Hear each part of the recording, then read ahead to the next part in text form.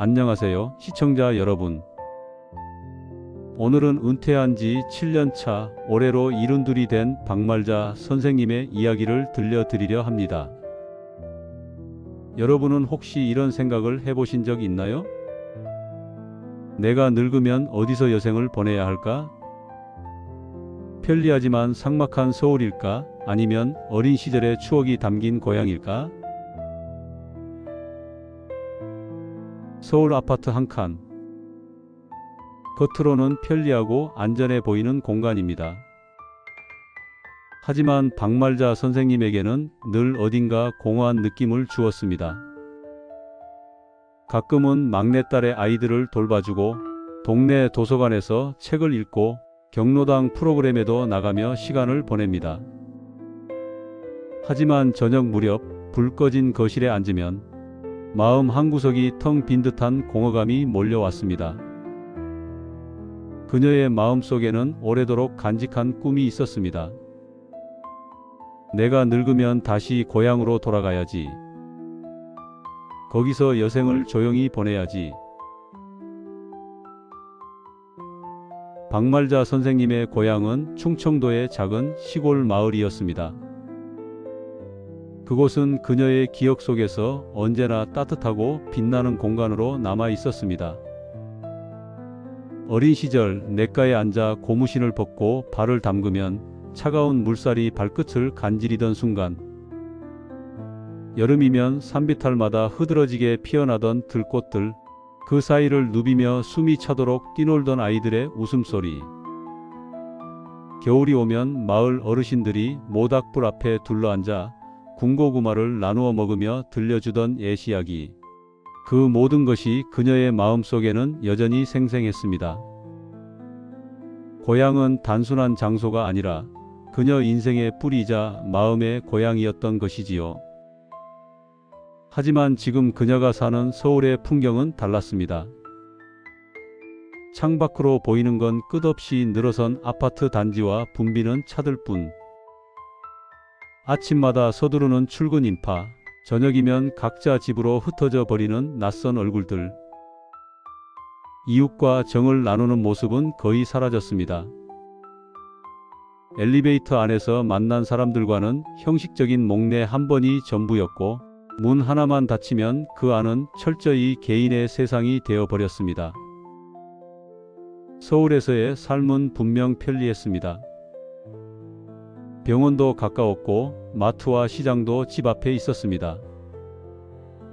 문화센터, 도서관, 경로당 프로그램까지 다양하게 즐길 수 있었습니다. 그러나 그 모든 편리함 속에서도 박말자 선생님의 마음은 늘 허전했습니다. 밤이 되어 불 꺼진 집 안에 홀로 앉아 있으면 창밖으로 쏟아지는 자동차 불빛 사이로 문득 이런 생각이 스며들곤 했습니다. 내 마지막은 서울의 회색빛 불빛이 아니라 내 고향의 따뜻한 햇살과 바람 속이어야 하지 않을까? 그녀의 고향은 단순히 과거의 추억이 아니라 남은 삶을 온전히 기대고 싶은 마지막 쉼터였습니다. 서울로 가면 기회가 있다. 20살 무렵 박말자 선생님은 교통비 몇천 원을 손에 쥐고 무작정 기차에 몸을 실었습니다. 서울역에 내리던 날 그녀의 앞에 펼쳐진 풍경은 낯설고 벅찼습니다. 사람들의 빠른 발걸음, 멈추지 않는 버스와 전차 소리. 내가 과연 이곳에서 살아남을 수 있을까? 두려움이 몰려왔지만 돌아갈 수는 없었습니다. 작은 공장에 취직해 하루 16시간 재봉틀을 돌리던 시절, 손끝은 늘 상처투성이었습니다. 퇴근길엔 다리가 퉁퉁 부었고 눈꺼풀은 무겁게 내려앉았지만 월급 봉투를 손에 쥘 때마다 생각했습니다. 그래, 나도 내 힘으로 살아갈 수 있구나. 서울은 고단했지만 그 안에서 사랑도 피었습니다.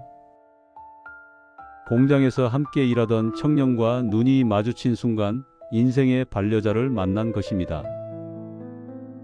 결혼 후 두 아들과 막내딸을 키우며 살아온 세월은 눈 깜짝할 사이에 흘러갔습니다.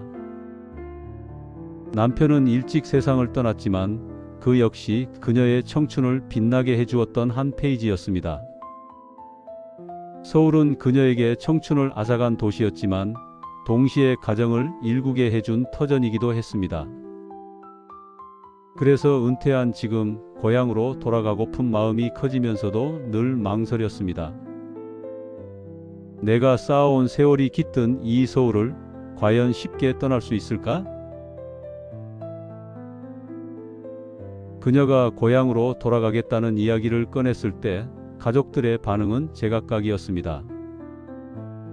큰아들, 대기업 과장으로 늘 바쁘게 살아가는 그는 걱정스러운 표정을 지으며 말했습니다. 엄마, 시골이라고 다 좋은 게 아니에요. 병원 멀고 응급차 한 번 늦으면 큰일 납니다. 게다가 집 팔고 내려가면 자산 가치도 떨어져요. 그냥 요양시설 알아보는 게 현실적이에요. 겉으론 효심처럼 들렸지만 말끝마다 계산이 묻어 있었습니다. 반면 미국에서 스타트업을 운영하는 둘째 아들은 달랐습니다. 멀리 떨어져 있어서일까 목소리는 담담했습니다. 엄마, 미국에선 부모가 자식 곁에서 손주 키워주는 게 당연한 게 아니에요. 다 자기 인생 삽니다. 엄마도 이제 남 눈치 보지 말고 본인 선택하셔야죠. 난 어디서 살든 존중해요. 그 옆에서 미국인 며느리도 거들었습니다. Yes, mom should live for herself. Simpler is better. 문화의 차이가 오히려 말자 선생님의 마음을 조금은 가볍게 만들어 주었습니다. 하지만 막내딸은 달랐습니다. 맞벌이로 하루하루 버티며 아이들을 키우는 그녀는 가장 난처한 입장이었습니다. 엄마 내려가시면 우리 애들 누가 봐줘요? 솔직히 엄마 없으면 버티기 힘들어요. 애들도 할머니랑 정이 많이 들었고 제발 조금만 더 같이 있어 주세요. 그 말에는 진심이 담겨 있었지만 동시에 현실의 무게가 묻어 있었습니다. 5. 친구들의 엇갈린 조언. 가족뿐 아니라 친구들의 생각도 제각각이었습니다.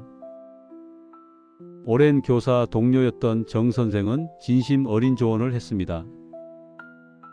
말자야, 평생 애들 키우고 제자 챙기고 또 딸내미 애들까지 봐주고 있잖아. 그게 무슨 은퇴야? 이제는 내 인생 살아야지. 고향 가서 흙 밟으며 살아. 그래야 오래 살아. 반면 경로당 친구 박 여사는 고개를 저었습니다. 서울이 얼마나 편한데? 문화센터도 있고 병원도 가깝고 괜히 내려갔다가 외롭다고 울고 다시 올라오는 사람들 내가 많이 봤어. 고향은 추억일 뿐이지 현실은 달라. 친구들의 조언은 한쪽은 자유, 다른 한쪽은 안정을 강조했습니다.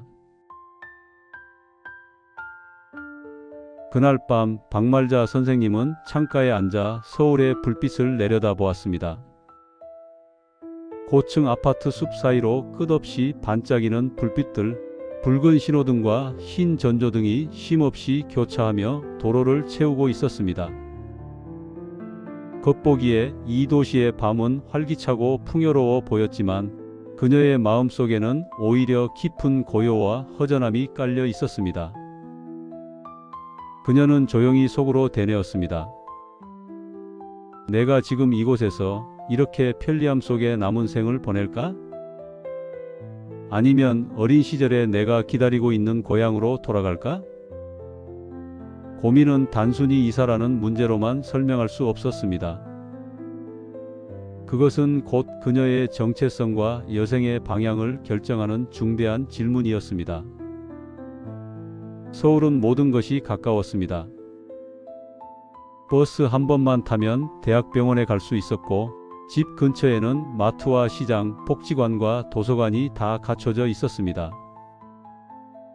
아무리 늦은 밤이라도 편의점 불빛이 켜져 있었고 카드 한 장이면 필요한 건 대부분 해결되었습니다.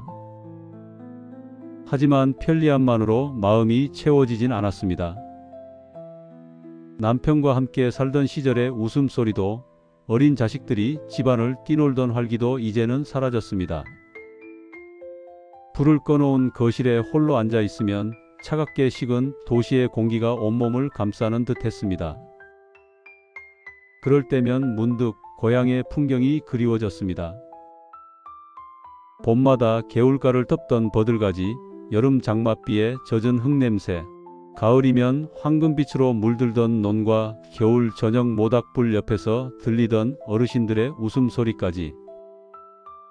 그 기억은 단순한 추억이 아니라 내가 누구였는가를 일깨워주는 뿌리 같은 것이었습니다. 내 마지막 장면은 이 서울의 불빛 속일까? 아니면 고향의 햇살과 바람 속일까? 그녀는 마음속에서 수없이 저울질했습니다. 자식들의 얼굴도 떠올랐습니다. 큰아들이 말한 자산 가치라는 단어, 둘째가 건넨 엄마의 자유라는 말, 막내딸이 울먹이며 붙잡던 목소리. 모두 제각각 맞는 말이었고 다 옳은 것 같으면서도 한편으로는 모두 부족했습니다. 결국 선택은 그녀 자신에게 달려 있었습니다. 이 고민은 돈의 문제가 아니었고 단순히 집의 위치 문제도 아니었습니다. 앞으로의 삶을 어디에서 어떻게 살아낼 것인가? 그리고 인생의 마지막 장을 어떤 풍경 속에서 열고 닫을 것인가 하는 근본적인 물음이었습니다. 그밤 서울의 불빛은 유난히도 화려했지만 박말자 선생님의 마음은 깊은 안개 속을 걷는 듯 흔들리고 있었습니다. 자식들의 이해관계, 친구들의 상반된 조언, 그리고 본인의 오래된 꿈이 부딪히며 박말자 선생님의 마음은 어느새 거센 파도 위에 떠있는 작은 배처럼 흔들리고 있었습니다. 그녀는 알고 있었습니다. 곧 결정을 내려야 한다는 것. 그리고 그 선택은 내 남은 생 전체를 바꿔놓을 수 있다는 것. 시청자 여러분, 혹시 이런 경험 있으신가요? 머리로는 계산이 맞는 선택이 보이지만 마음 깊은 곳에서는 전혀 다른 소리를 하는 순간 말입니다. 서울에 남아 편리하게 사는 것이 안전할까요? 아니면 고향으로 내려가 흙냄새 맡으며 여생을 보내는 것이 진정한 행복일까요? 큰아들의 말처럼 자산 가치와 병원 접근성을 생각하면 서울이 훨씬 낫습니다. 둘째 아들의 말처럼 이제는 자식 눈치 보지 않고 내 삶을 살아야 한다는 말에도 고개가 끄덕여집니다. 막내딸의 간절한 부탁, 엄마, 애들만 조금 더 봐주세요 라는 목소리는 또 마음을 붙잡습니다. 여러분이라면 어떤 길을 선택하시겠습니까? 자식들의 현실적인 필요와 본인의 오랜 꿈 사이에서 여러분 같으면 어디에 마음의 저울을 두시겠습니까? 박말자 선생님은 그날 밤 창밖의 서울 불빛을 바라보며 스스로에게 속삭였습니다. 내 남은 생을 누구를 위해 어디에서 살아내야 할까? 그리고 곧 그녀는 답을 내야 했습니다. 선택의 순간은 생각보다 훨씬 가까이 다가와 있었으니까요. 오늘 이야기는 어떠셨나요? 여러분이라면 박말자 선생님처럼 서울에 남으시겠습니까? 아니면 고향으로 내려가시겠습니까? 댓글로 여러분의 생각을 남겨주시면 선생님의 고민을 함께 풀어가는 데 큰 힘이 됩니다. 그리고 다음 편에서는 그녀가 내리는 선택과 그 선택이 어떤 변화를 가져오는지 이어가겠습니다. 여러분의 의견이 다음 이야기의 중요한 길잡이가 될 수 있습니다.